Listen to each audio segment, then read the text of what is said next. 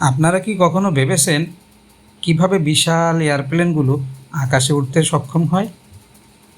এর পিছনের আসল যন্ত্র হলো জেট ইঞ্জিন। আজকে আমরা দেখব জেট ইঞ্জিন কিভাবে কাজ করে।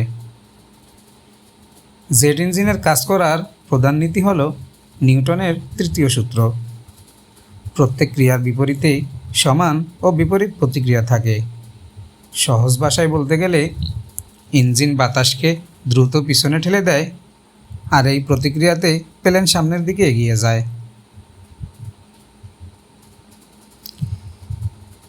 জেট ইঞ্জিনের মূল অংশগুলো হলো ইনটেক, বাতাস ইঞ্জিনের ভিতরে টানা হয়; কম্প্রেসর, বাতাসকে সংকুচিত করা হয় যার ফলে চাপ এবং তাপমাত্রা বেড়ে যায়; কম্বাস্টর, সংকুচিত বাতাসে জ্বালানি মিশিয়ে জ্বালানো হয় যার ফলে গরম গ্যাস তৈরি হয়; টারবাইন, গরম গ্যাসের শক্তি ব্যবহার করে ব্লেডগুলো ঘোরানো হয় যা কম্প্রেসরকে চালাতে সাহায্য করে; নোজল, গরম গ্যাসগুলোকে দ্রুত বের করে দেওয়া হয় যা ইঞ্জিনকে সামনে এগিয়ে নেয়।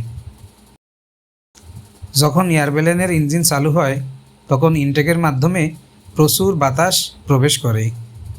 কম্প্রেসর বাতাসকে সংকুচিত করে এবং কম্প্রেসড এয়ার কম্বাস্টরে প্রবেশ করে। কম্বাস্টরে জ্বালানি এবং বাতাসের মিশ্রণ জ্বালানো হলে প্রচুর পরিমাণে গরম গ্যাস তৈরি হয়। এই গ্যাস টারবাইন ব্লেডকে ঘোরায় এবং শেষ পর্যন্ত নজলের মাধ্যমে গ্যাস বেরিয়ে যায়। এই উচ্চ গতির গ্যাসের প্রবাহ প্লেনকে সামনে এগিয়ে নেয় এবং এইভাবে জেট ইঞ্জিন কাজ করে। জেট ইঞ্জিনের বিভিন্ন ধরন আছে, যেমন টার্বোজেট, টার্বোফ্যান, টার্বোপ্রপ, র্যামজেট।